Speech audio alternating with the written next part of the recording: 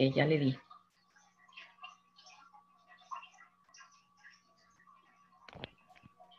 Hola, buenos días. El video. ¿Dónde está el video? Hola, buenos días. Buenos días. Ajá. Entonces, ya quité el video. Listo. Ahora. El audio activo. Híjole, ¿eso dónde está? Espera, a ver.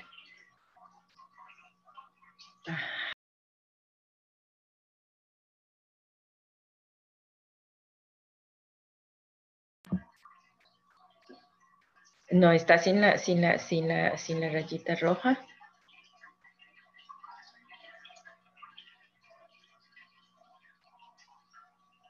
¿Y cómo hago para saber si me están escuchando? Profe, ya la estamos escuchando. ¿Así me escuchan? Ay, disculpa, es que estoy hablando con Cristian y me está instruyendo. Me está instruyendo. Tranquila. ¿Me dice que me escucha? Sí. Y eso es todo.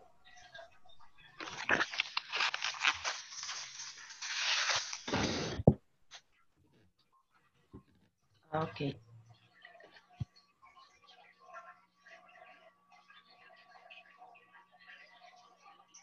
Deme un momento. Si no tengo la presentación, o sea, si no tengo presentación y solamente quiero hablar, igual lo hago. Ok.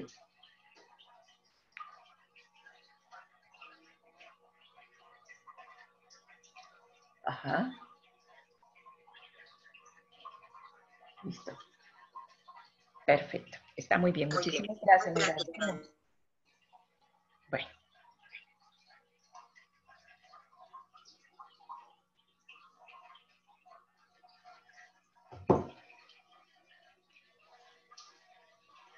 Buenos días. Hola, buenos días, profe. Hola, buenos días. Buenos días, profe. Qué gusto escucharlos. Espero que estén todos bien. Gracias, igualmente, profe. Bueno, vamos a dar inicio entonces con la sesión del día de hoy. Lo que tenemos programado para el día de hoy tiene que ver con los medios de transporte, que ya de por sí habíamos hecho las exposiciones y ustedes lo habían explicado a la perfección.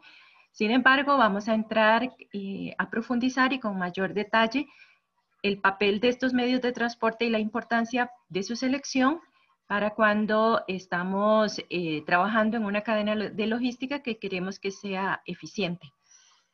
Yo tengo la presentación, pero la tengo en varios tractos y como no sabía cómo operaba esto, porque he trabajado con otras plataformas, pero con esta no, entonces se las voy a hacer llegar por correo la presentación y ahora se las voy a explicar.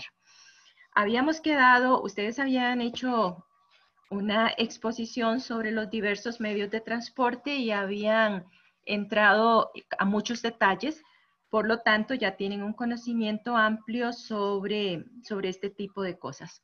Partimos diciendo que necesitamos conocer cada uno de los medios de transporte existente y su combinación, o sea, el transporte multimodal también, para nosotros como operadores o administradores logísticos, pues podamos tomar la mejor decisión en cuanto a cuál es el medio de transporte apto o cuál es el equipo que deberíamos de pedirle a quien nos suministra o nos provee el transporte para que podamos llevar nuestra carga desde un punto A a un punto B.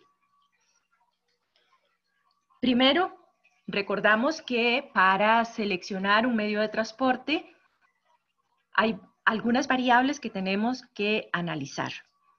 Dentro de esas variables, de las más importantes, van a ser la ubicación del mercado de destino. ¿Dónde es que nosotros vamos a llevar esa carga? ¿A qué país? ¿Qué circunstancias geográficas o geopolíticas tiene ese país para que nosotros podamos llevar con éxito ese producto? Entonces, la primera variable es ubicación. ¿Dónde está ese mercado de destino? La otra variable tiene que ver con el tipo de producto.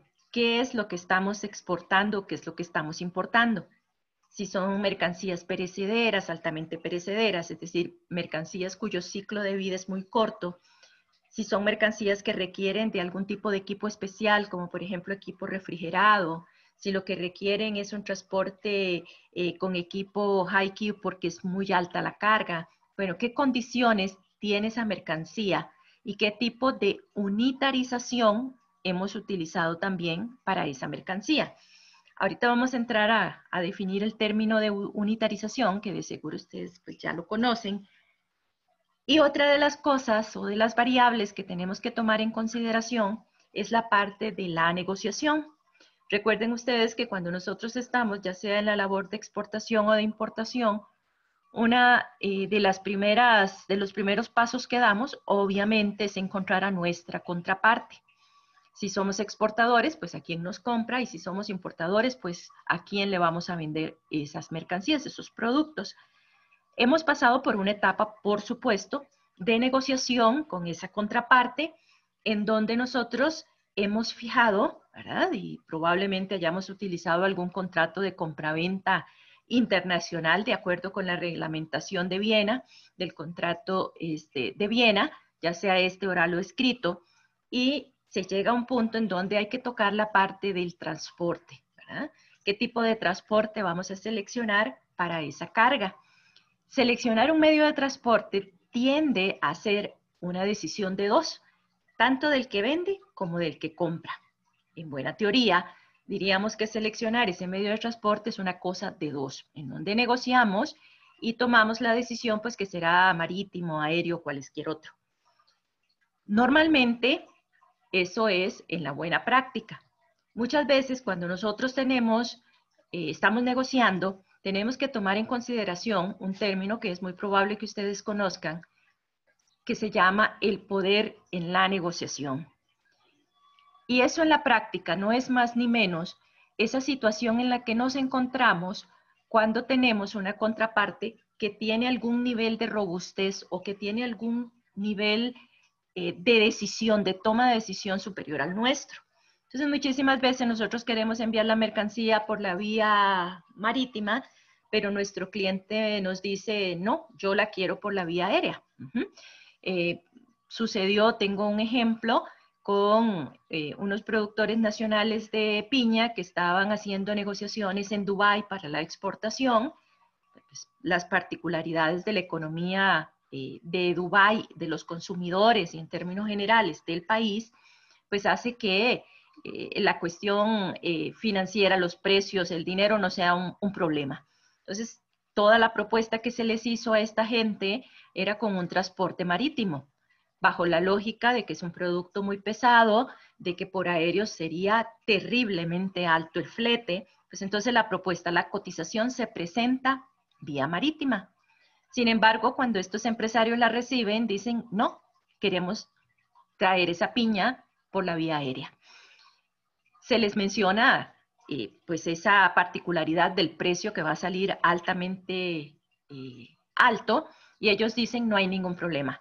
Queremos una piña tan fresca que el consumidor en nuestros hoteles crea que la acabamos de cortar, así que se viene aérea. Con este ejemplo lo que quiero es que veamos que en la negociación, pues no solamente nosotros hacemos la propuesta, sino que también depende de que el otro nos la acepte.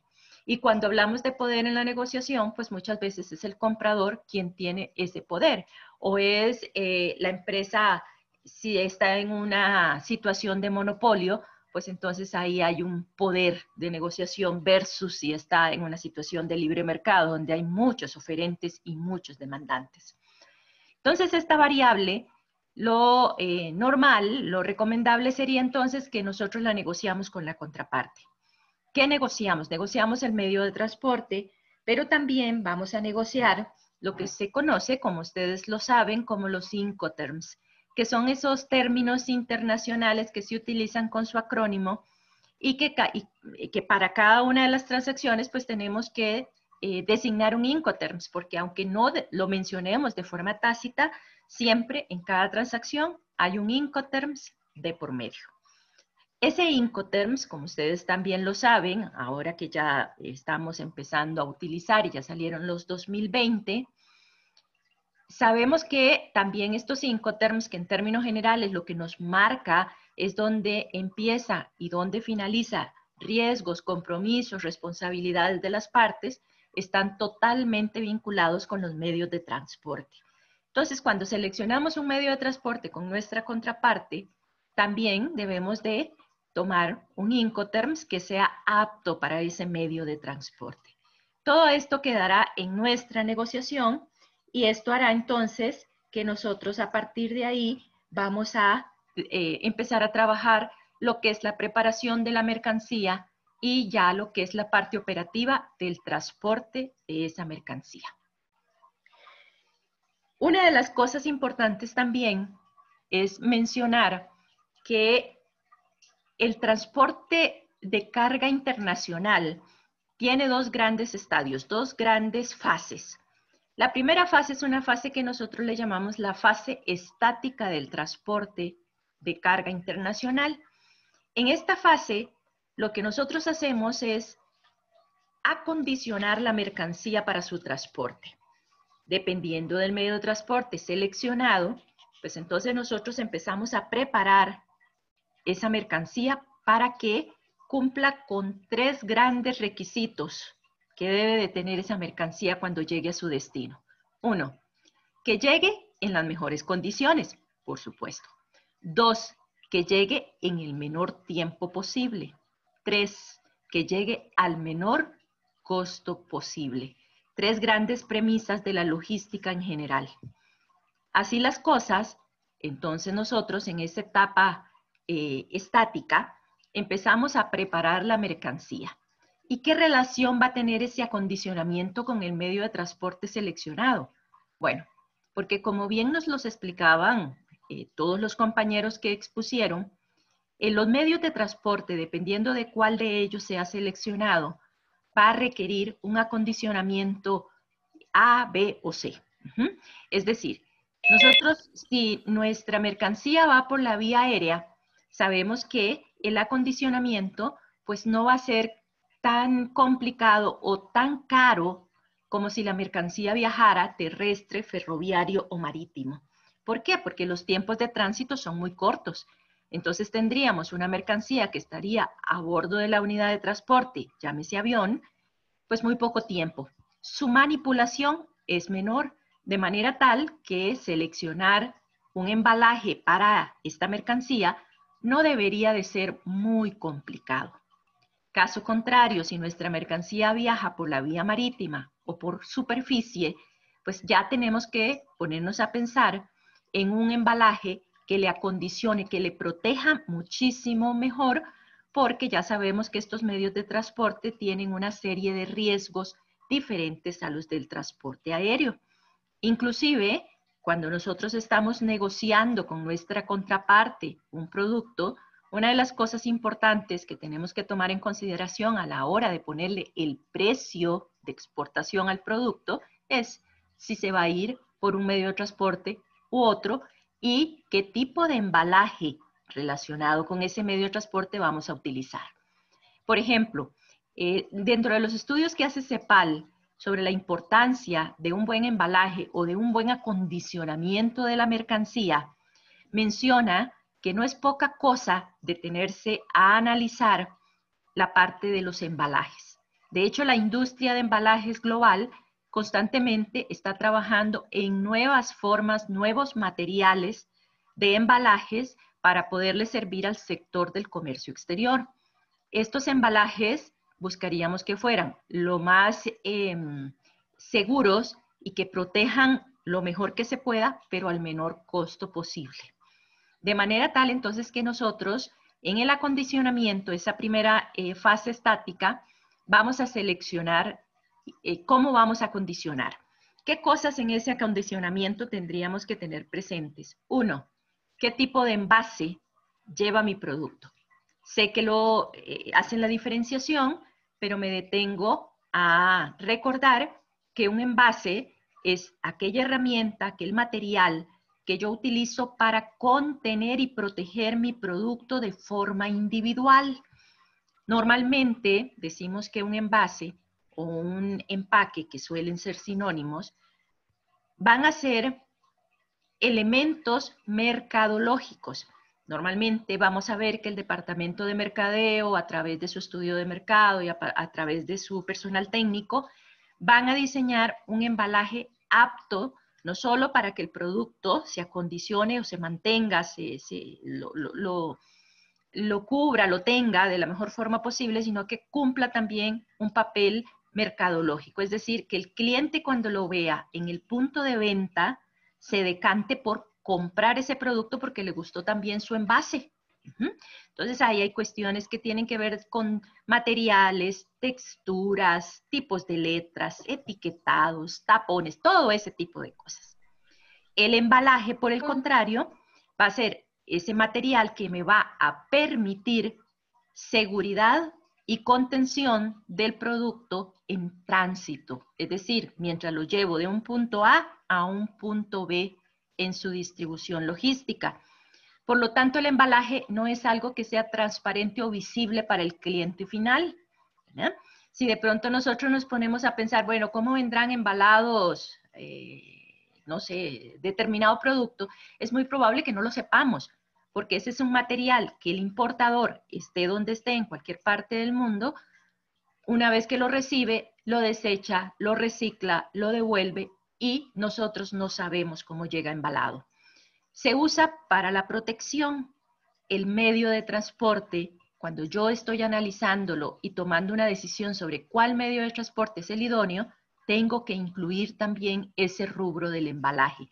Ese 7% del costo final del producto que me dice la CEPAL que se puede achacar al embalaje es un monto nada despreciable, ¿verdad? Es decir, si estamos hablando en términos generales, como lo dijimos en nuestra primera sesión, de que una empresa debe ser altamente competitiva para estar en los mercados internacionales y mantenerse en esos mercados, pues una de las cosas que debe de fijarse es en esos pequeños rubros, ¿verdad?, que puede disminuir por una muy buena selección o toma de decisión. En este caso, el embalaje. 7% es un porcentaje importante, nada despreciable, cuando estamos fijando precio final de producto. Entonces, hacemos una muy buena selección, nos indagamos en el mercado, qué tipos de embalajes hay, sabiendo, como ustedes saben, que hay embalaje primario, hay embalaje secundario y podríamos tener un embalaje terciario. Si lo vemos, por ejemplo, desde adentro de ese embalaje, desde el producto, pues normalmente a veces ese producto requiere de un embalaje interno, ¿verdad? Que puede ser tela, puede ser estereofón, puede ser cartón, puede ser diversos materiales. Luego lo vamos a incluir en un embalaje secundario, que puede ser una caja, que puede ser una serie de embalajes, y podría ser un terciario que le vamos a colocar cuando lo trincamos o le colocamos flejes para mayor protección. Todo eso tiene un costo y cuando vamos a nosotros a sacar el precio final del bien, ¿verdad?, en nuestra estructura de costos, que ya sabemos que la estructura de costos incluye esos costos en términos generales, los costos totales, pero también esos costos variables que vamos a tener, y entonces nos va a afectar el precio final del bien. Una vez que ya tenemos seleccionado esto, seleccionado todos los tipos de embalajes que nuestra carga va a llevar, nos vamos también a detener a pensar en su seguridad, porque podemos tener el mejor embalaje, pero si nosotros no le damos esa posibilidad de que llegue seguro a destino y no le informamos a los terceros que tienen que ver con la carga cómo debe manejarla, probablemente se va a dar un mal manejo de esa carga y se va a dañar el producto. Entonces ahí vienen dos cosas importantes. Tengo listo mis embalajes. Esos embalajes necesitan lo que conocemos en comercio exterior como el marcado de los embalajes. Ese marcado lo dividimos en dos. Uno es lo que conocemos como las marcas identificatorias del bulto, ¿verdad? Son esas marcas que me van a permitir que el bulto llegue, que la carga llegue hasta el destino, a la persona o empresa a quien les estamos mandando nuestros productos. Normalmente ahí estaríamos hablando pues de nuestro comprador, estaríamos hablando del puerto de ingreso, aeropuerto de ingreso, estaríamos hablando también del exportador, dirección, teléfonos, alguna información que tiene que ver con identifíquelo y que llegue. Pero también tenemos lo que conocemos como marcas precautorias. Estas marcas precautorias, como la palabra lo dice, previenen. ¿Previenen a quién? Previenen a todos los que tienen que manipular la carga, todos, cómo deben de manipularla de la forma correcta para que esa carga no llegue dañada al destino. Porque si esos preceptos logísticos de menor tiempo, menor costo y producto en las mejores condiciones, nosotros lo mandamos rápido, barato, pero llega todo dañado, todo quebrado, todo humedecido, entonces de nada sirvió. Estas marcas precautorias, que son las que todos hemos visto y conocemos, se convierten en un lenguaje técnico en el comercio exterior. Es un lenguaje técnico de pictogramas que de seguro los hemos visto, ¿verdad? Son esos dibujitos que nosotros los vemos y en cualquier parte del mundo, China, Brasil, México, Costa Rica, Francia, los vemos e interpretamos de qué se trata, qué nos quieren decir. Entonces ya ahí recordamos la sombrillita, pues que dice protéjase de la lluvia. Si a la sombrillita le quitamos las gotitas de agua y le ponemos un sol, pues dirá protéjase del sol. Si son las flechitas con sus rayas horizontales, que nos indica la capacidad de estiva, cuántas cajas vamos a poder colocar una sobre otra sin que se vaya dañando el producto. También lo que sería si el embalaje es material que se puede reciclar, si el embalaje o el producto es inflamable, si es tóxico. Bueno, todas esas marcas precautorias. Ya una vez que nosotros tenemos seleccionado medio de transporte, envase, embalaje, ese embalaje ya lo tenemos bien seguro, le estamos colocando nuestras marcas, está listo para la siguiente etapa del transporte internacional de carga. A esta segunda fase le conocemos como la fase dinámica y tiene que ver con subir a bordo de la unidad de transporte la mercancía que se va a exportar o que se va a importar y llevarla hasta donde están nuestros consumidores. También es bueno recordar que hay mercancías que viajan a granel y que no requieren embalaje. Estas mercancías, como por ejemplo los granos, como por ejemplo granel líquido, como podrían ser agua, que se exporta agua, ¿verdad? De Malasia, por ejemplo, a Singapur, que podría ser gas licuado, que podría ser crudo, que podría ser una serie de productos, o cereales, no requieren de embalaje. Aquí lo que utilizamos es un transporte granelero y pues va sin ningún tipo de embalaje. Ahora también existe un término que se conoce como unitarización de la carga. La unitarización de la carga, como la palabra lo dice, es hacer una sola carga, ¿verdad? Que está constituido por muchos bultos, por muchas cajas o por muchos paquetes. Hacemos es decir, tenemos, por ejemplo, 400 bultos. Es muchísimo más complicado manejar esos 400 bultos que unitarizarlos en un contenedor o en un pallet y de esa forma que viajen más seguros, más baratos y dándole mayor facilidad de movimiento a la carga, tanto en puerto como en transbordos. Entonces, cuando es carga a granel, nosotros podemos pensar en que un contenedor puede ser inclusive un mecanismo de embalaje de esa carga. Si definimos el embalaje como eso que va a proteger en tránsito la mercancía, pues un contenedor también se constituye en un embalaje para la mercancía. O, como les decía, la paletización, colocamos sobre esos pallets pues nuestras cajas, nuestros bultos, luego los cubrimos con una malla, con un film, con diversos materiales y ya hacemos un solo bulto. Esto va a permitir varias cosas, como les decía. Uno es que es muchísimo más práctico, fácil y rápido manejar un solo bulto que manejar bultos individuales pequeños. También, ¿verdad? Vamos a permitir que el costo del manejo de esa carga sea menor. Y además me da seguridad porque una vez que nosotros hemos arrumado toda esa carga en un pallet, pues ya sabemos que son 5 pallets, 6 pallets, 25 pallets y no carga suelta. No olvidar, cuando hablamos de paletización, que la paletización, por supuesto, también tiene sus normas internacionales. Recuerden que en esa negociación o cuando nosotros estamos guiándonos por un contrato de compraventa, normalmente el modelo de convención de Viena, que nos sirve para que nosotros podamos hacer un checklist de lo que ya estamos, ya lo que hemos conversado con nuestro cliente y lo que no hemos conversado, ir viendo qué puntos, sobre todo sirve muchísimo para las pymes, que están haciendo apenas sus pinitos en estas cosas de las exportaciones y las importaciones y de pronto negocian y después dicen, ay, se me olvidó preguntar o se me olvidó decir tal cosa. El contrato pues me va dando a mí algunos puntos de referencia. Entonces, una de las cosas importantes que menciona o que es de recomendación es indague sobre la legislación, obviamente, de ese mercado de destino. ¿Por qué? Porque en este tema de paletización hay abundante legislación global, ¿verdad? Inclusive hay toda una cantidad de material sobre lo que son estandarización de los pallets, pues ya sabemos que si son Europallets o si son pallets americanos o estándar como se les conoce, pues tienen medidas diferentes.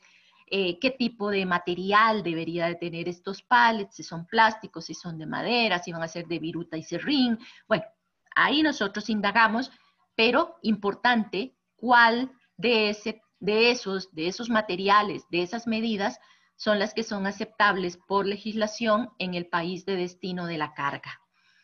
También recordar que en términos generales y a nivel global, estos pallets deben de llevar todo un procedimiento para eliminarle todo tipo de patógenos, ¿verdad? Inclusive deben de estar respaldados por una norma ISO, y esto nos va a asegurar de que no se van a venir ahí, sobre todo en los de madera, ¿verdad? En los pallets de madera, pues que no van a venir ningún tipo de patógeno en los poros de la madera que luego vayan a generar algún tipo de contaminación y que nos prohíban que ingrese a ese determinado territorio. Entonces ya tenemos unitarizada la carga, ya nosotros tenemos la carga lista y preparada para subirla a la unidad de transporte. A partir de ahí empieza lo que sería la fase dinámica. ¿Hasta el momento tienen alguna duda, alguna pregunta, algún ejemplo, algo que quisieran comentar?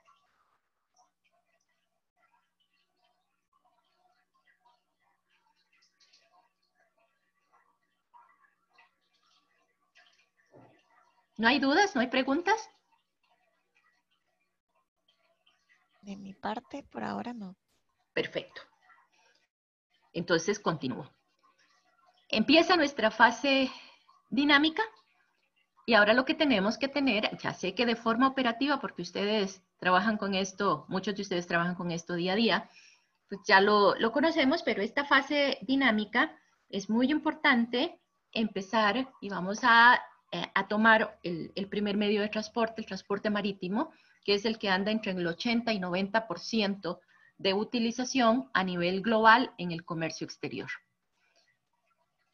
En esa fase dinámica, cuando ya subimos las mercancías a bordo de la unidad de transporte, pues entonces tomamos el medio de transporte marítimo y lo vamos a desmenuzar. Lo vamos a analizar para ver qué nos ofrece la industria marítima de carga, ¿verdad?, para que lleve esa mercancía. Siempre con los 3 preceptos: que llegue bien, que llegue en el menor tiempo posible y adicionalmente que llegue al menor costo posible. Para esto vamos a recordar, sé que ustedes también lo manejan muy bien, pero vamos a recordar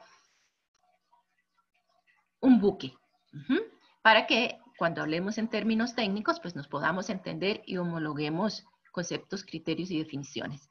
Entonces, decimos que la industria marítima es una de las industrias que más se ha esmerado en ir de la mano con la tecnología.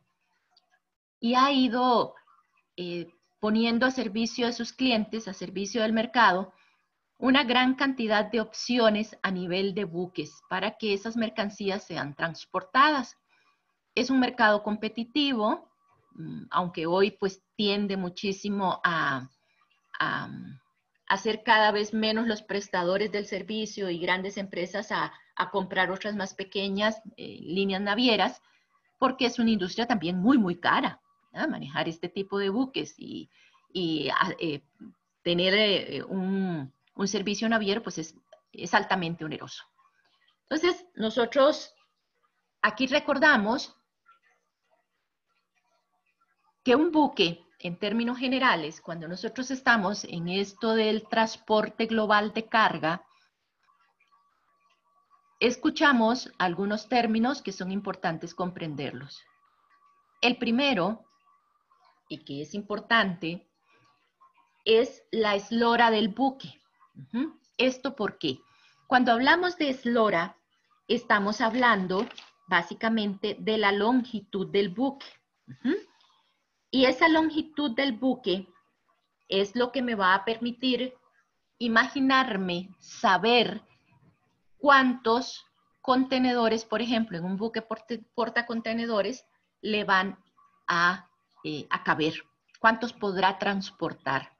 Eso es importante conocerlo porque sabemos que hoy la industria naviera está trabajando unos ultra mega buques que le caben una cantidad importante, un máximo de 18.200 contenedores TEUs, por ejemplo, y que entonces la mercancía que viaje en estos megabuques, probablemente sus fletes van a ser menores que un buque de primera generación de 600 contenedores, porque la idea es esa, trabajar con economías de escala y por eso se crean estos megabuques. Entonces la eslora es lo que nosotros conocemos como la longitud del buque. También hablamos de la manga del buque. La manga del buque es el ancho del buque. ¿Por qué es importante? Es importante porque su longitud, su manga y su calado es lo que me va a decir a qué puerto pueden llegar estos buques o por qué vías transoceánicas pueden atravesar estos buques. Entonces, si yo estoy pensando en alguna ruta marítima, probablemente estas características del buque me van a decir si es posible que yo la lleve a cabo o que no la lleve a cabo. La manga es el ancho.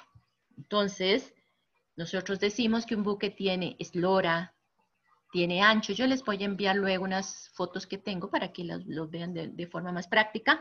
Y luego el calado. El calado del buque, pues es la profundidad que alcanza en el agua, pero la parte sumergida del buque hasta la línea de flotación. Esto es importante porque escuchamos que algunas navieras o escuchamos que nos dicen, bueno, pero es que el buque tal no puede ingresar al puerto tal porque el calado es de 12 metros y este buque necesita 15 metros de calado para que no encalle.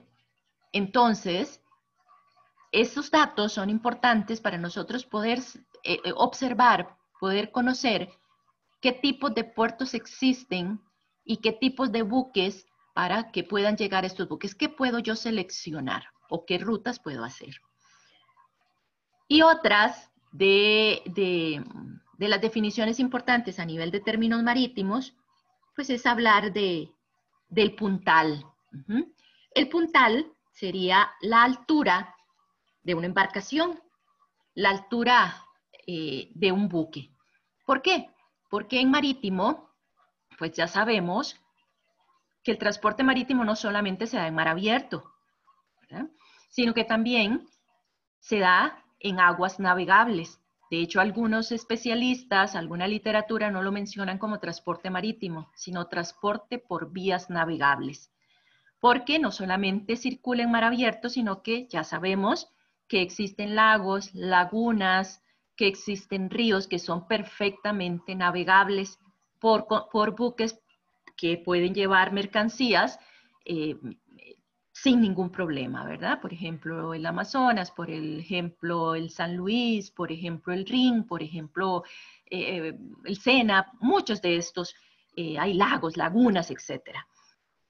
Entonces, cuando un buque está navegando por alguna de estas vías navegables o cuando está intentando ingresar a puerto por canales, ¿verdad? Viene de mar abierto, entra a bahía, quiere ingresar al puerto a través de los canales, muchas veces se va a encontrar con puentes aéreos. Entonces yo, por ejemplo, quisiera saber si el buque puede atravesar esa vía porque resulta ser que hay una serie de puentes aéreos y cuál es su altitud. Entonces, ¿en qué me fijo? Me fijo en el puntal del buque. Y luego términos que sí conocen ustedes de seguro, proa, popa, ¿verdad? Proa, popa, y movimientos o costados, como lo son babor y estribor. Babor, costado izquierdo, estribor, costado derecho. Ya conociendo el buque, entonces, ¿qué tipos de buques me da la industria marítima para que yo pueda hacer un traslado de mis mercancías? Hay una cantidad importante de buques especializados, con sus equipos especializados para llevar la carga, dependiendo de las características de esa carga. Y ya lo habían mencionado los compañeros que expusieron, pues tenemos lo que sería la unidad de carga o de transporte insigne del comercio internacional, que son los buques portacontenedores, que obviamente transportan contenedores. También tenemos los buques graneleros, tenemos los gaseros, tenemos los quimiqueros, los de carga general o conocidos como buques multipropósito.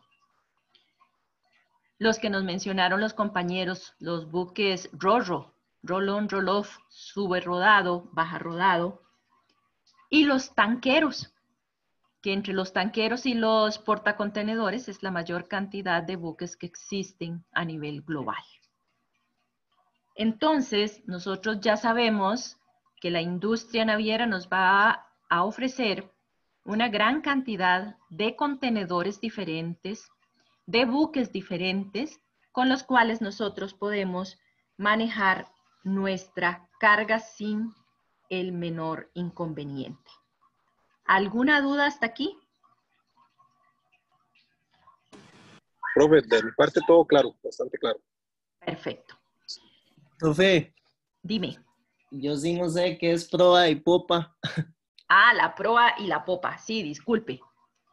La proa y la popa va a ser si nosotros observamos de costado o desde arriba un buque, vamos a ver que la proa es como la parte de adelante, el frente de un buque. Y la popa, la parte trasera del buque. ¿Sí? Oh. ¿Se lo imagina? Sí, sí, señor.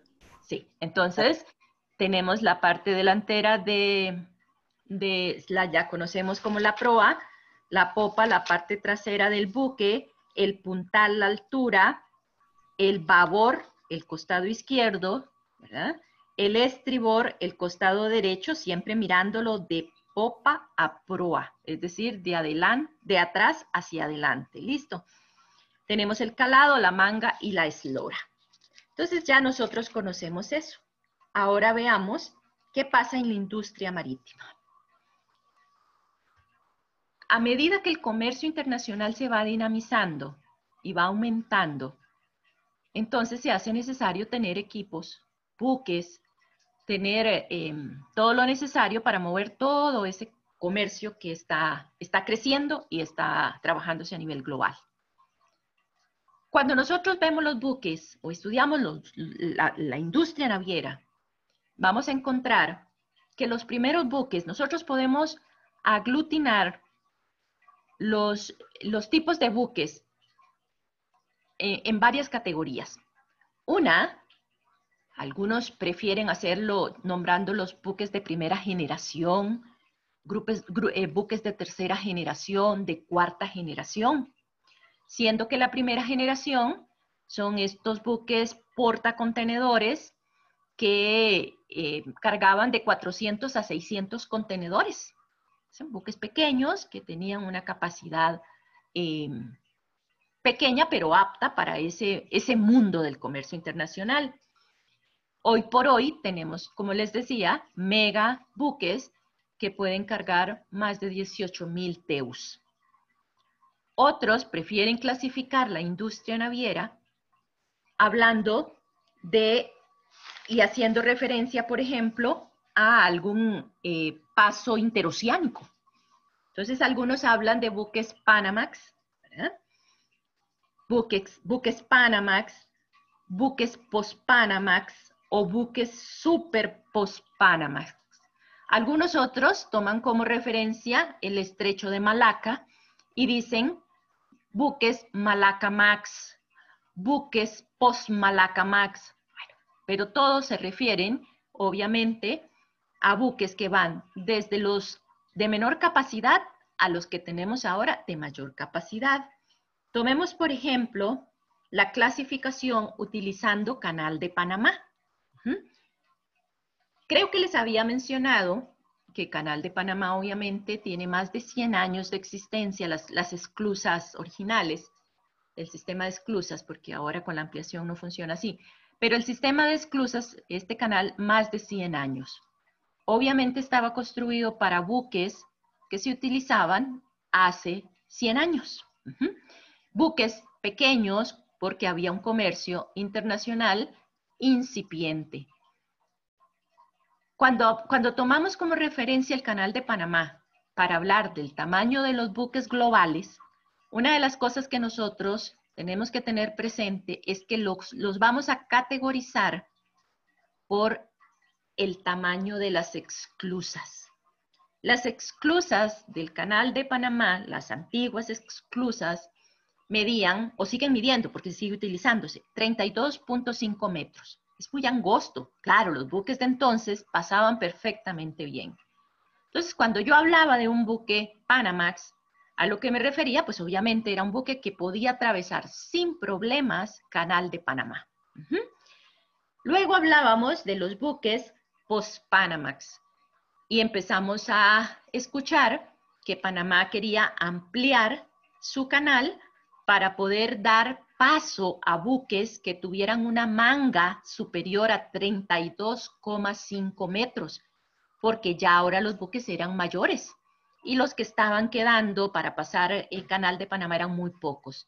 Entonces, Canal de Panamá tenía que competir con Canal de Suez, por ejemplo, porque Canal de Suez no tiene esclusas y obviamente es un canal artificial y pueden pasar buques muchísimo mayores. Entonces, ¿qué hizo Panamá? Amplió y ahora sí podemos ver atravesando Canal de Panamá por esta nueva ampliación, buques de tipo post-Panamax. Luego, siempre como referencia Canal de Panamá, hablamos, los Panamax, podríamos estar hablando de buques que cargaban alrededor de 5,000 TEUs, ¿verdad? Más o menos una eslora de 289,6 metros, ¿verdad? Eran buques pequeños y con un calado, pues, no mayor de 12 metros, que es lo que estas esclusas permiten. Luego tenemos post-Panamax con medidas de calado, de eslora y de manga similares, pero con una capacidad de albergar hasta 9,000 TEUs. Hoy, lo que conocemos como Super Post-Panamax, ¿verdad? Estamos hablando de megabuques que pueden cargar 18,200 TEUs, ¿verdad? Tienen una manga de 60 metros, por supuesto, ¿verdad? Prácticamente duplica lo que podría pasar por esclusas de Canal de Panamá y que requieren de un calado de 21 metros. Estamos hablando de verdaderas moles flotantes. Obviamente, estos megabuques no pueden llegar a recalar en cualquier puerto, porque su tamaño pues requiere de condiciones especiales. Y a eso nos vamos a referir posteriormente. Entonces, cuando hablamos de buques ya vimos la clasificación. Primera generación, segunda generación, tercera, hay algunos que por ahí ya mencionan cuarta generación, o podemos decir, con referencia al Canal de Panamá, Panamax, Post-Panamax o Super Post-Panamax. Entonces, ¿qué es lo que nosotros vemos? Los buques se van construyendo, obviamente, por las navieras y en los astilleros, que es donde se hacen los buques, se confeccionan de acuerdo con la demanda de transporte que tiene el mercado para la industria marítima. Y se construyen unidades aptas para lo que hay en este momento en el mercado. De manera tal que las navieras han ido entonces haciéndose más eficientes y pensando en trabajar con economías de escala, que no solamente les impacte a ellos en disminuir costos, sino que a los usuarios de este medio de transporte también les impacte disminuyendo sus costos a nivel de fletes. Trabajando para que cada buque pueda cargar más carga, es decir, llevar más carga, se le pueda meter más TEUs, pero a un precio menor. Y con una característica importante que tienen hoy estos megabuques, y es que todos ellos están trabajando con sistemas para optimizar y disminuir su huella ecológica. Una de las cosas importantes en el mercado hoy en día, y a eso vamos a llegar en algún momento en el mercado global, es que los consumidores a nivel global, pero sobre todo los consumidores de países industrializados, y aquí nosotros nos ponemos a pensar en Costa Rica, que nuestros principales socios comerciales, Estados Unidos y la Comunidad Europea, ¿verdad?, son mercados que en este momento están muy sensibles a lo que es la huella ecológica. Son mercados que están poniéndole muchísimo cuidado, hay mucha tendencia a lo que son productos amigables con el medio ambiente, hay mucha sensibilidad al cambio climático, ese tipo de cosas. Entonces, estos mercados que además de toda esta sensibilización tienen poder adquisitivo, si nosotros dividimos el mundo en dos, encontramos países con un poder adquisitivo alto, países industrializados, desarrollados, que son los que están trabajando con todas estas cosas, que les importa trabajar con kilómetro cero, que les importa trabajar con huella hídrica y huella de carbono mínima. Y están los otros países que son países en vías de desarrollo, países emergentes, en donde sí hay niveles de sensibilización en estos temas, pero que sigue siendo más importante el precio. Cuando nosotros trabajamos, ya sea de forma, desde la perspectiva de la empresa o desde la industria de transporte, cuando trabajamos con menores huellas ecológicas, pues obviamente vamos a tener costos más altos. Si una empresa empieza a trabajar cuidándose de que su huella de carbono sea mínima, probablemente va a tener costos más altos. El costo del producto al final va a ser más alto. Entonces, cuando los países y los consumidores no tienen suficiente poder adquisitivo, de pronto prefieren precios que dañar el ambiente. En países desarrollados, por supuesto, entonces la cosa cambia. Y esto también ha impactado, y se los he comentado en algunas oportunidades, la industria del transporte. Estos megabuques, hoy por hoy, ¿verdad?, tienen un sistema importante que les permite disminuir su huella ecológica. No tanto porque ellos lo quieran, sino porque el mercado se los pide. Vean, y creo que en algún momento se los di como ejemplo, que en algunos países de Europa es totalmente exigido que productos de ingesta animal y humana ya vayan con su huella de carbono en la etiqueta. Pero no solo la huella de carbono en producción, sino en transporte, es decir, producción más transporte. Entonces, se va a llegar el momento que ya de por sí con algunos consumidores y con algunas empresas se está dando, que le preguntan a la naviera o le preguntan a la línea aérea cuál es su huella de carbono en un trayecto de aquí a aquí. Entonces la línea aérea o el transportista marítimo terrestre le dice, es de tanto. Eso obviamente se prorratea entre las unidades producidas y se le coloca en la etiqueta la huella de carbono. El consumidor, cuando va a punto de venta, cuando va a hacer el impulso de compra, cuando va a góndola de supermercado, empieza a revisar huellas de carbono que están en etiquetas de los productos y probablemente se decante por un producto que tiene una mínima huella de carbono. Claro, el precio va a ser mucho más alto que la que tiene más huella de carbono. Entonces, la industria naviera, viendo que esto se está trabajando así, que viene fuerte como tendencia a nivel global, entonces están construyendo buques que puedan dejar una menor huella ecológica. Aquí, por ejemplo, podríamos mencionar muchos, incluyendo los de la serie AAA de Maersk, que fueron de los primeros, y ahora esos están superados totalmente, pero que estos buques se construyeron pensando en tres cosas, por eso se les llama AAA: economía de escala, eficiencia energética y mejora ecológica.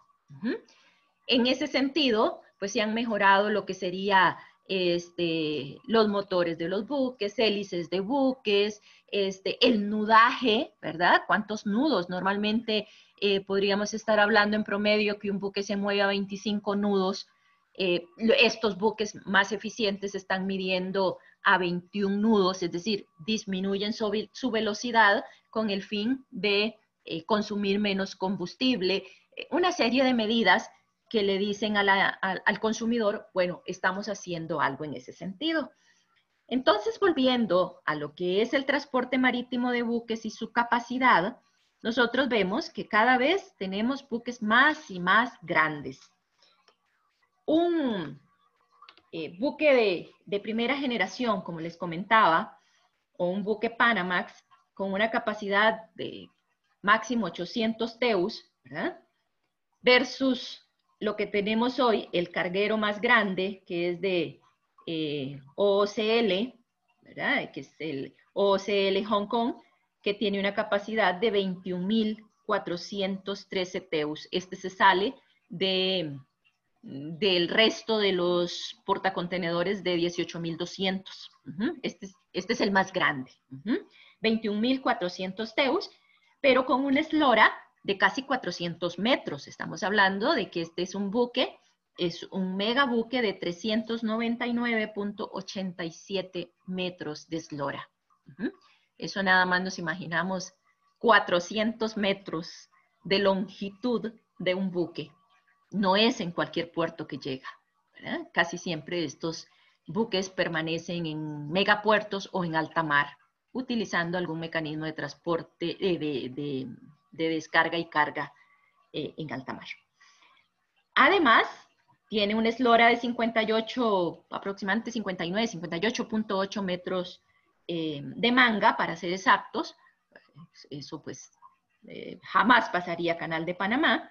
O si tuviésemos que dar otro ejemplo del buque, el ro-ro más grande que hay en el mundo construido en este momento, que es el Atlantic Star, de la serie, estos son de la serie G4, ¿sí? Porque los G3 son un poquitín más pequeños, y aquí estamos hablando de 296 metros de eslora y 38 metros de manga, con una capacidad de 3.800 TEUs, que podría parecer poca, pero recuerde que aquí sube rodado, baja rodado, es decir, es especialista además para transportar camiones, vehículos.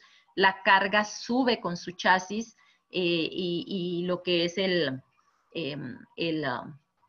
tráiler la sube, la baja, entonces no se pueden meter tantos TEUs como los otros, que van apilados o estivados unos encima de otros. Entonces, estas mega construcciones, sin olvidar, por ejemplo, el buque de carga refrigerada más grande, que es el del Ambursud, ¿verdad? Que tiene un buque, el más grande, que lleva no solamente carga convencional, sino también carga refrigerada, que es el Cap San Nicolás, que tiene un total, puede albergar 9.669 TEUs, y de ellos 2.100 refrigerados. Es el que más capacidad de TEUs refrigerados puede albergar. Recordemos también que se necesita toda una infraestructura interna para poder llevar este tipo de contenedores refrigerados que llevan carga perecedera. Y bueno, también los de la serie AAA, que tienen 400 de eslora y para 18.200 contenedores. ¿Dudas o preguntas hasta aquí? Sí, profe, yo tengo una. Es más relacionada con que vi recientemente que un crucero está impulsando los motores eléctricos dentro de la serie de ellos y quería ver como si a nivel de transporte de carga usted conoce de alguna iniciativa que se esté generando en torno a motores eléctricos. Sí, todavía no conozco de ninguno que esté operando con motores eléctricos. Sí están ya. La última vez que estuvimos en Panamá, sí nos decía Maersk que ya ellos estaban haciendo pruebas con motores eléctricos. Sí, ya hay en ese sentido, digamos, sí están trabajando, sí hay una inquietud al respecto. Obviamente, esta es una guerra sin cuartel para ver quiénes son, cuál es la naviera que va a trabajar de mejor forma o de forma más eficiente la parte ecológica, ¿verdad? Entonces, sí, ya están, sí, claro, yo lo he escuchado, lo que pasa es que me dicen que están apenas en estudios en ese sentido, sí, claro. Ok, gracias. ¿Alguna otra pregunta? Estamos dimensionando, ¿verdad? El tamaño de lo que es la industria marítima. Entonces, así las cosas, ya perfectamente legos en este tema de los buques y en el tema de sus capacidades, entonces también vamos introduciendo la parte de las vías interoceánicas o los puertos, ¿verdad? Estas vías, estas rutas por donde van a circular toda esta carga que va en estos buques, son puntos muy importantes para poder entender la dinámica desde dónde a dónde se está manejando nuestra carga, ya sea poca o ya sea mucha, sin duda alguna, alguna de estas rutas, qué está pasando, entender mejor todo lo que es la industria marítima para mejor toma de decisiones. Así las cosas, entonces nosotros vamos a decir, primero, como lo habíamos hablado en nuestra última sesión presencial, estos buques requieren un puerto, ¿verdad? Entonces, también vemos que a medida que se van generando buques de mayor capacidad, hay que ir haciendo cambios en los puertos para que puedan albergar estas moles enormes que van a llegar en algún momento a sus puertos. Y serán aquellos puertos que más rápido se adapten los que van a ser más utilizados por estas navieras, por estos buques. Entonces hay un crecimiento paralelo entre lo que es la parte de los puertos con la de los buques.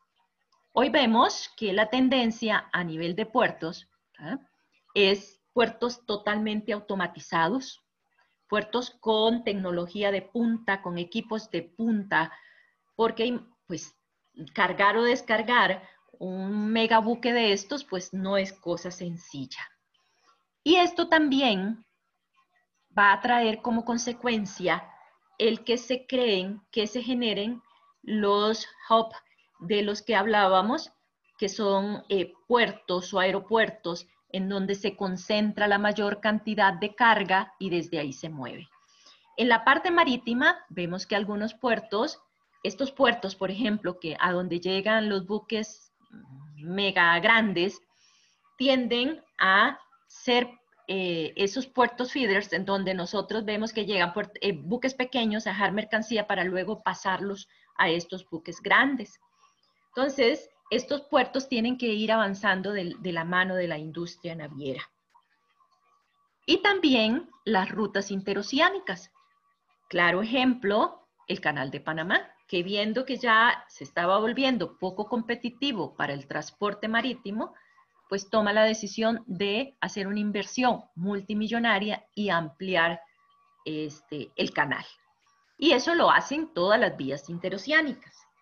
En términos generales, nosotros decimos, y así nos lo había explicado el Grupo de Transporte Marítimo, que hay básicamente algunas rutas importantes a nivel marítimo, que inclusive algunos especialistas y alguna literatura por ahí mencionan, son 4 grandes puntos neurálgicos en el transporte marítimo, y algunos especialistas en el tema dicen que quien domine estos 4 puntos domina el comercio global. Y desde la perspectiva geopolítica vemos cómo los países, ¿verdad?, intentan tratar de manejar, de dominar estos puntos, porque obviamente esto les va a generar pues mayor estabilidad y les va a generar una posición relevante a nivel comercial mundial. Entonces, vamos a ver estas vías interoceánicas, estos puntos neurálgicos. ¿Cuáles son estos puntos? Primero, vamos a hablar de Canal de Suez, que ya nos lo habían mencionado los compañeros, Canal de Suez, Canal de Panamá, el Estrecho de Malaca y el Estrecho de Hormuz. Esos son los 4 puntos neurálgicos del comercio internacional. Se les conoce como los puntos calientes del comercio. Canal de Panamá, administrado por el Estado panameño, por mucho tiempo administrado por Estados Unidos, ¿verdad?, que fue quien al final terminó de construir el canal y lo administró por muchísimos años, hasta que en la administración Torrijos Carter se le devuelve el canal a Panamá para que lo administren, y lo han hecho con buen tino, lo han hecho bastante bien, que era una de las cosas que Estados Unidos temía. Este canal es importantísimo, y vean ustedes que es no solamente importante para el trasiego de buques y trasiego de carga desde el Océano Atlántico al Pacífico, sino también es un punto medular desde la perspectiva geopolítica. Si no existiese Canal de Panamá, o si Canal de Panamá se hubiese quedado con las antiguas esclusas, 38.5 metros de manga, pues entonces estos buques que no pueden atravesar eso, pues hubiesen tenido que ir hasta el final del continente. Estaríamos hablando a Cabo de Hornos, siendo que es una gran cantidad de kilómetros adicionales, tiempo que para las navieras eso es muy oneroso, es muchísimo más en combustible, muchísimo más en tiempo, y aumenta el riesgo, porque el Estrecho de Magallanes, Cabo de Hornos, es una zona altamente riesgosa por su oleaje y por sus vientos. Entonces, las navieras tratan de que sus buques no atraviesen esta área. Pero además, acorta, ¿verdad?, las distancias para poder estar en los mercados de la forma más rápida posible. Hoy por hoy sabemos que el primero que llega al mercado es el que gana. Es una carrera por ser el primero en estar en el mercado a disposición del consumidor. Pero vean ustedes también, analizado desde la perspectiva geopolítica, como en esa cesión que hace ya Estados Unidos del canal a Panamá, le deja una cláusula que sigue vigente y va a seguir vigente de por vida, en donde Estados Unidos menciona que en el caso de que el canal de Panamá se vea en riesgo, inmediatamente y sin ni siquiera consentimiento del gobierno panameño, Estados Unidos puede volver a tomar posesión del canal. En una cuestión de guerra o algo así, pues atravesar atravesar el Océano Pacífico al Océano Atlántico por la parte más estrecha del continente significan un ahorro en horas terriblemente importante para estar primero o ganar una guerra. Bueno, Canal de Panamá. Entonces, decimos que este canal, uno de los más importantes, importante pero no mueve la mayor cantidad de carga.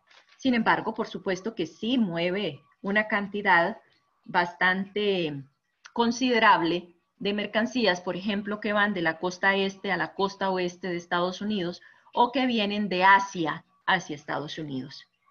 Es una vía de navegación, básicamente, entre el Mar Caribe como les decía, y el Pacífico, con una longitud de 64 kilómetros. Vean la estrechez, ¿verdad? Por eso justamente se construye ahí y es administrado por la autoridad del canal, igual que el canal de Suez. Tienen una autoridad del canal y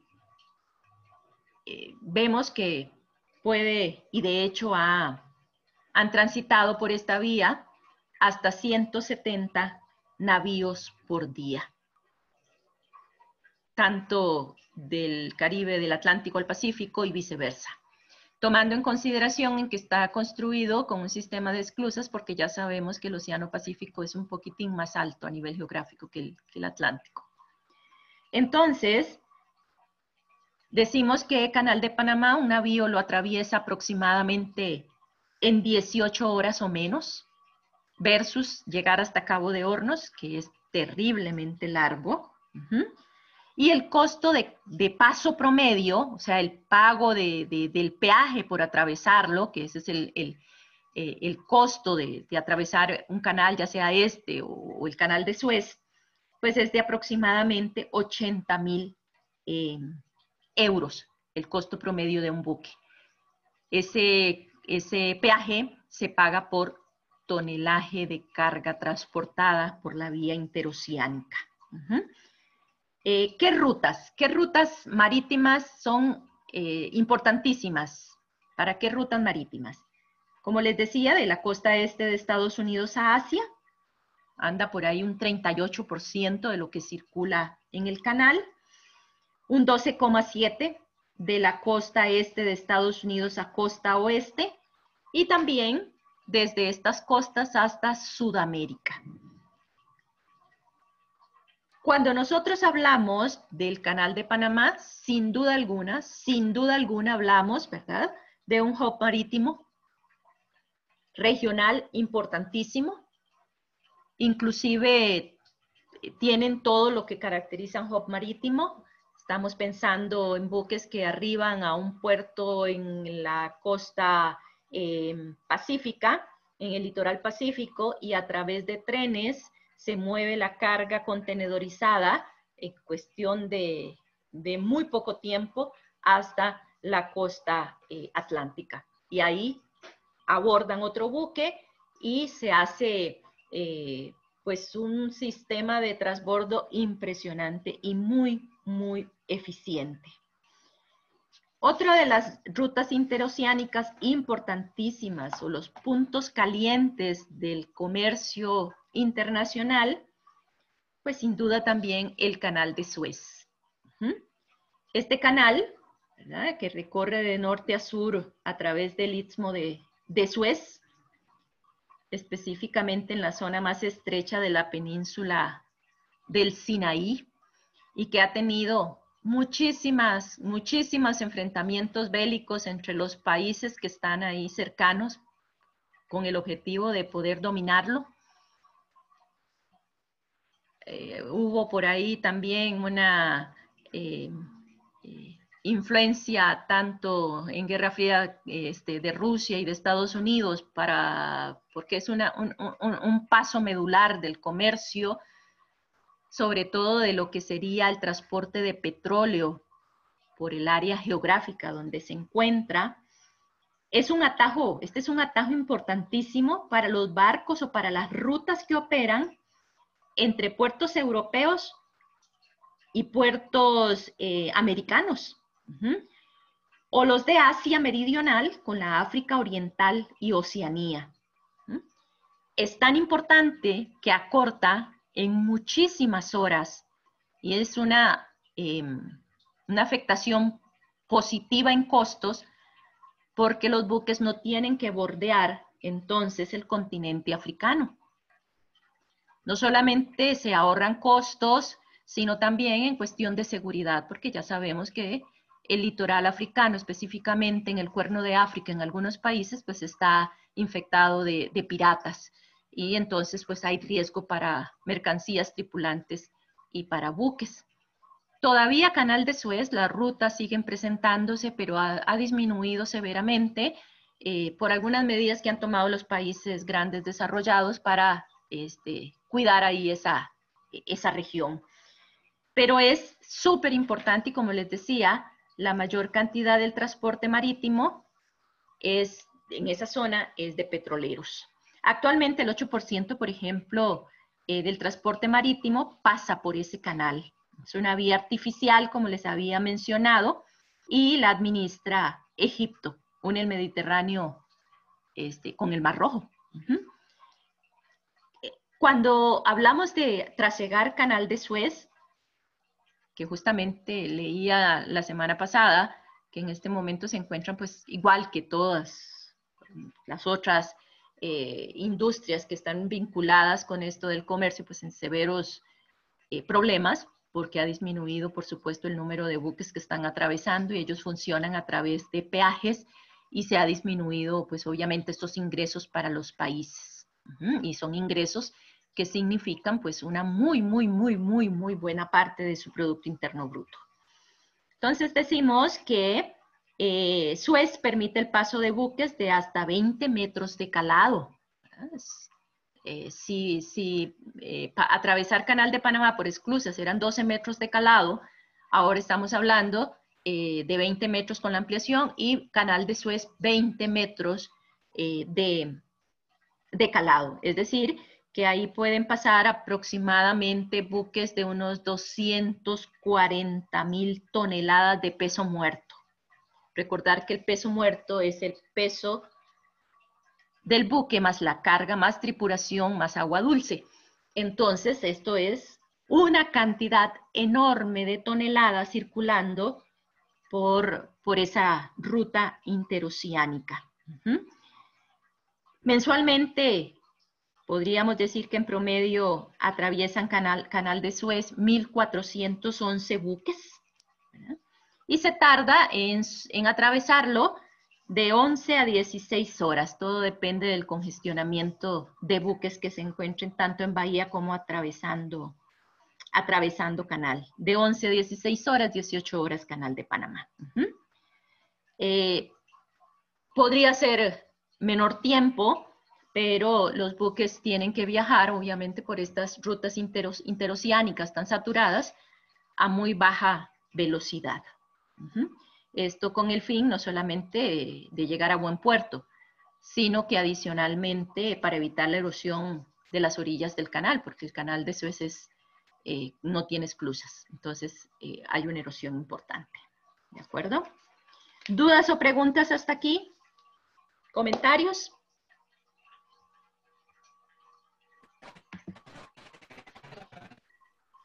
Bastante claro, profe. Sí, profe. Igual que Cris, todo bien claro. Listo. Y nos faltan 2 vías interoceánicas nada más. Hablemos entonces del Estrecho de Malaca, ¿verdad? Sobre el Estrecho de Malaca, una gran cantidad de buitres.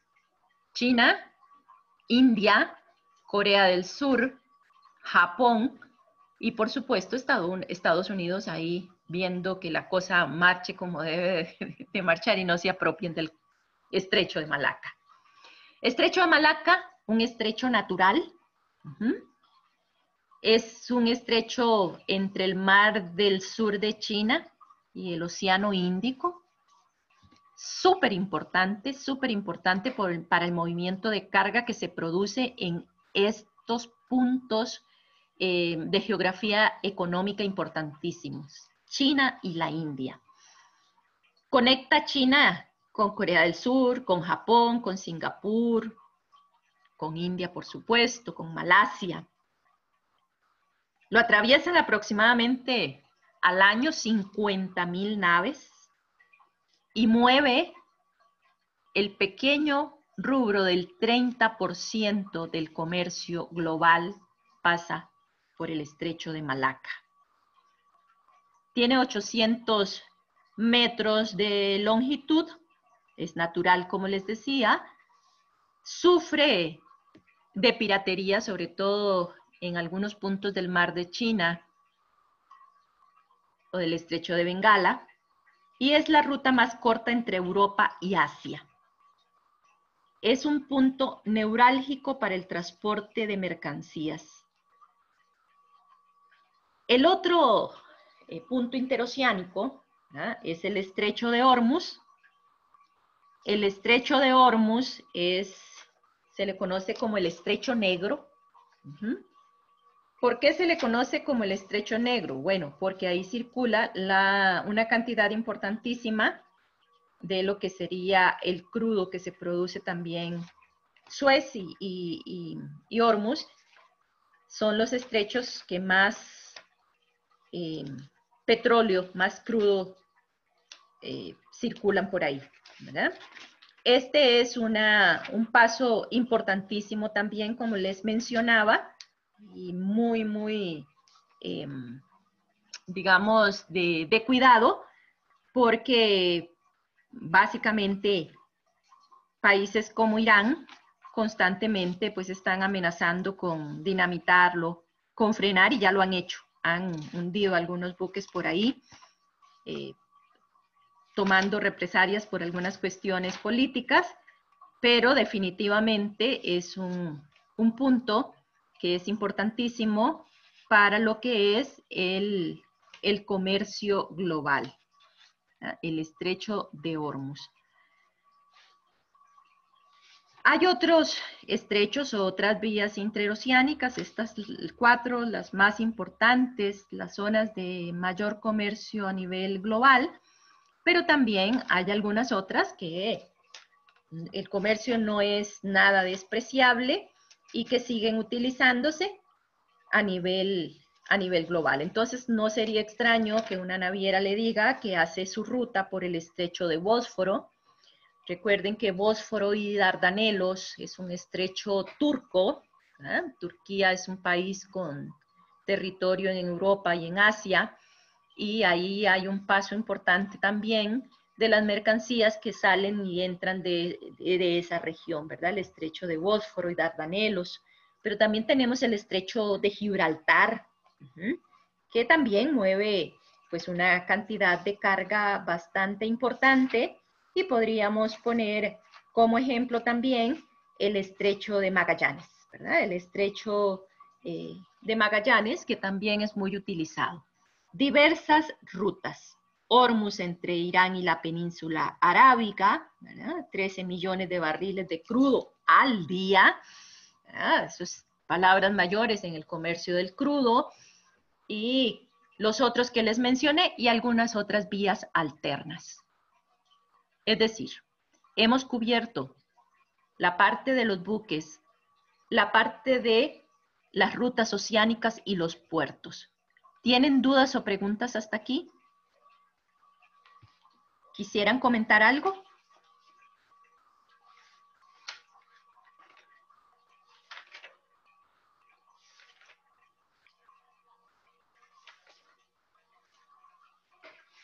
¿Qué opinión les merece esta temática?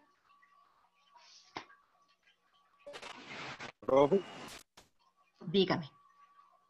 en relación a la descripción, digamos, que estás mencionando, nosotros en la presentación nos enfocamos un poco en los 4 estrechos, ¿verdad? Panamá, Suez, Malaca, Hormuz, Sí, y sí. evidentemente, pues, son pasos,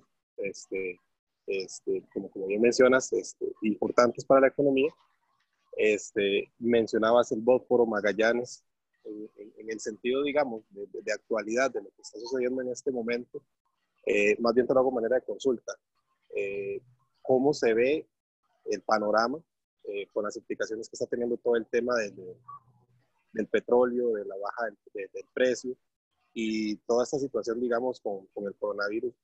¿Qué se puede esperar, digamos, a nivel comercial que suceda en los próximos 3-4 meses? Bueno, sin duda, toda la economía global, pues, parece que se inclina a una situación recesiva. La industria marítima, por supuesto que no es una excepción. Como le decía, a mí que me gusta estar pendiente de estas cosas, no sé por qué, pero me gusta. Y escuchaba, bueno, que nosotros pensamos en las navieras, ¿no? Ya por ahí las navieras han emitido muchísimos criterios sobre la situación tan difícil que están pasando. ¿verdad? Porque el mantenimiento de un buque es multimillonario. Y entonces, bueno, esa situación de no tener carga, el origen de la mayor cantidad de carga de productos, productos intermedios, productos terminados o de materias primas, pues viene de China, del área esta, y pues ya sabemos lo que está pasando. Entonces ellos estaban preocupados. Pero también lo que serían los administradores, los países que administran estos pasos interoceánicos, porque los buques atraviesan en sus rutas diariamente. Cuando hablamos, por ejemplo, de esa gran cantidad de buques que atraviesan, no sé, Hormuz, hablando de 13 millones de barriles de crudo al día, imagínense cuántos buques podrían ser. Si estamos hablando de esa cantidad de buques atravesando todo esto, pues entonces estos pasos interoceánicos están dejando de ganar los peajes que le cobran a cada buque por su tonelaje, ¿verdad? La carga que llevan y por atravesar esas zonas. Leí específicamente el de Suez, en donde Egipto mencionaba ya de por sí, conociendo la economía y las cuestiones políticas de Egipto, pues vemos que es una economía que está ahí con algunos problemas de todo tipo, y entonces ellos decían, bueno, estamos trabajando al mínimo, o sea, no están prácticamente atravesando buques de carga, porque no están circulando. Igual está pasando con Panamá, igual está pasando con todos los otros. Ya sabemos que tanto líneas aéreas como navieras están trabajando como que al mínimo. Entonces eso afecta a todo, porque eso también tiene un efecto, un impacto, sin duda alguna, sobre el empleo, sobre la pobreza, sobre ingreso per cápita, ingreso general del país. Tiene impacto a todo nivel, ¿verdad? Entonces sí, una cosa lleva a la otra. Estos pasos requieren de mantenimiento diario, para que puedan ser utilizados por los buques.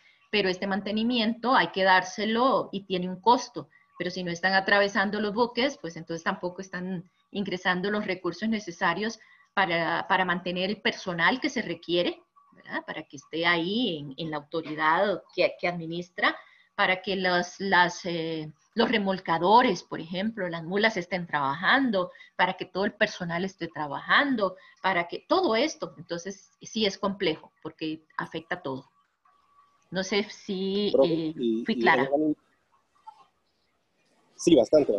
Y en esa misma línea, profe, en relación a todo lo que tiene que ver con incumplimientos que se van a dar y demás, por las razones que estás describiendo, desde la perspectiva, digamos, comercial, como desde el punto de vista de comprador, hasta qué punto puede uno medir el riesgo, ¿verdad?, que se puede dar o que se puede tener cuando, digamos, ya se empiezan a dar casos. Ayer lo hablábamos en el curso de los viernes, donde te incumplen y te dicen, mira, esto está reservado para X mercado y no te lo puedo dar, a pesar de que existe un acuerdo. Desde la perspectiva comercial, ¿hasta dónde puede uno medir ese riesgo y mitigarlo?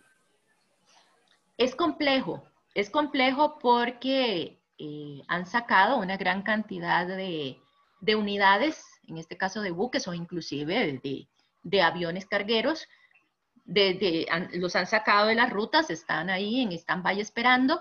Entonces es muy difícil, es que estamos en una situación compleja a nivel global y esto debería de comprenderse pues a todo nivel. Y aquí yo hago referencia a lo importante que a veces no le ponemos mucha atención en cuanto a lo que es la negociación y la utilización de un contrato de compraventa. Yo sé que no siempre es posible firmar un contrato de compraventa, porque hay algunas empresas que dicen no trabajamos con contratos de compraventa, sobre todo si ellos tienen el poder en la negociación. Pero uno de los rubros que casi siempre se incluyen en los contratos de compraventa son los que serían las cláusulas de fuerza mayor o de cuestiones achacables a eventos que no se pueden controlar, ¿verdad? Como en este caso, ¿verdad? Fuerza mayor. Entonces, pues si uno tuviese una situación como esa, podría echar mano de esta cláusula de fuerza mayor en el contrato de compraventa si es que la incluyó, debería de incluirse. Pero es muy difícil porque cumplir plazos ahora es complicado. De todas formas, siempre se ha recomendado que los plazos de entrega se negocien no para fechas así puntuales, el 15 de abril, sino que se negocien en rango, ¿verdad? En la medida de lo posible, del 10 al 15 de abril, para poder cubrirnos un poquito las espaldas en el caso de que sucediese algo, sobre todo eventos de fuerza mayor como estos. Pero sí es complicado. ¿Qué se puede hacer? Es difícil. ¿Por qué? Porque estamos a merced de lo que los transportistas, sobre todo navieras o líneas aéreas, que por supuesto, y como cualquier otra empresa, ¿verdad? Que lo primero es ellos, o sea, ver mi rentabilidad, mis costos, no estoy funcionando, saquemos tantos buques y cortemos tantas rutas y ese tipo de cosas es muy difícil.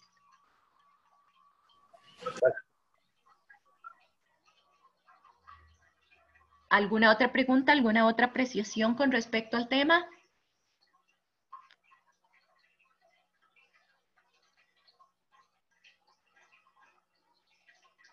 Profe, Dime.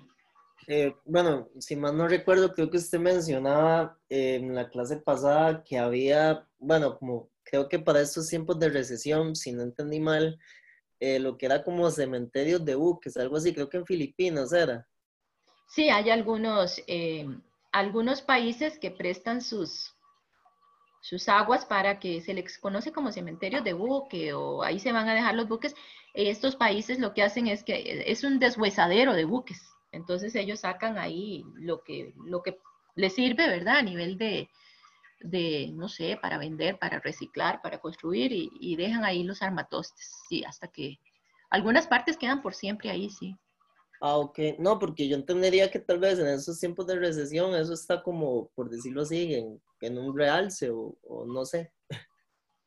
Sí, una cosa que sí también hay que tener presente es que es de esperar, y Dios quiera que así sea, que la pandemia pues sí dure sus semanitas, pero no, que no se prolongue mucho. Ve el caso de China. China presenta su primer caso a finales del 19, a finales de diciembre del 19, suponiendo, es que con China nunca se sabe, ¿verdad? Porque no, como no reportan nada, nunca se sabe. Pero por ahí anda, diciembre. Ya la semana pasada reportaba que sus últimos internos con el coronavirus ya estaban dándosele de alta, ¿verdad? Que ahora más bien ponían a disposición toda la estrategia, todo el conocimiento y la experiencia para que Europa la tomara. Ayer inclusive llegó un cargamento grande de ayuda para Italia, venía de China, entonces ya ellos están saliendo. ¿Cuánto duró? Supongamos que diciembre, enero, febrero, marzo, no sé, 3 meses, 2 meses, por ahí. Europa está en su pico. Los especialistas dicen que probablemente después de Europa sigue América en cuanto a lo que es el mayor pico, pero que se va saliendo. Y ya China, pues recuperándose, pues ya es un motor que ya se vuelve a encender. Entonces, es muy probable que la decisión de las navieras, por ejemplo, o de las líneas aéreas es colocar aviones en hangares o esos buques en sus puertos, ¿verdad? Algunos puertos por ahí, esperando que mejore la situación, porque son de seguro un megabuque de esto, pues no los van a dejar abandonados, son miles de millones de dólares para una situación que más tarde o más temprano va a tener que reactivarse. Profe, una pregunta. ¿Qué de cierto hay en que, digamos, debido a toda esta situación, ¿verdad? Y como la cancelación de vuelos y todo eso, las aerolíneas tienen que hacer vuelos fantasma porque si no tienen como cierto movimiento las pueden como sacar del mercado? No lo sé, me parece, no conozco la respuesta exacta. Me parece que sería un poco contraproducente porque no es una situación de que una naviera quiera o no quiera tener una gran cantidad o más, menos vuelos, o que tenga tantos o cuantos pasajeros moviendo, ¿verdad? Es una situación especial.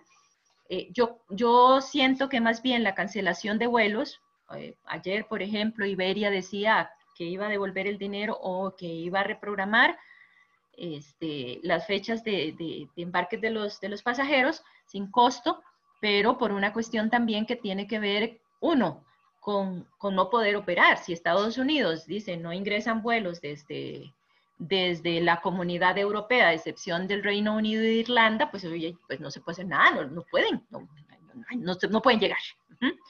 Y la otra es también para disminuir sus costos. Usted sabe que un avión de estos, pues su operación es también terriblemente cara para que venga con 5 o 10 pasajeros. Entonces prefieren cancelar el vuelo. No sé si en tiempos como estos, en situaciones tan particulares de fuerza mayor como esta, aplicará IATA las reglas de, perdón, las reglas de número de pasajeros por línea aérea. ¿Algo más? Gracias. Con todo gusto. ¿Nada más? Bueno, este es el tema que tenemos que desarrollar el día de hoy. Si no hay más dudas ni preguntas, entonces damos por finalizada la clase y nos volvemos a reunir de hoy en 8 si Dios lo quiere. Muchísimas gracias, profe. Gracias, profe. Para trabajar el transporte aéreo de carga. Perfecto, profe. Muchas gracias. Feliz fin de semana a todos. Profe, para la próxima semana todavía no se sabe si sería presencial o virtual. No sabemos nada. Creo que la directriz iba en el sentido de 2 semanas, ¿verdad? Y que a partir de ahí se valoraba a ver qué pasaba. De todas formas, la otra semana sí nos tocaba virtual, porque hoy era presencial, la otra era virtual. Pero quedemos atentos ahí a cualquier comunicado que nos hagan llegar. Yo con todo gusto, si sé algo, yo les aviso. De acuerdo, Ok, muchísimas gracias. Gracias, Bueno, profe. Muy amable. Gracias, Que profe. tengan lindo fin de Muchas semana. gracias. Igual, Hasta gracias. luego. Chao. Hasta luego.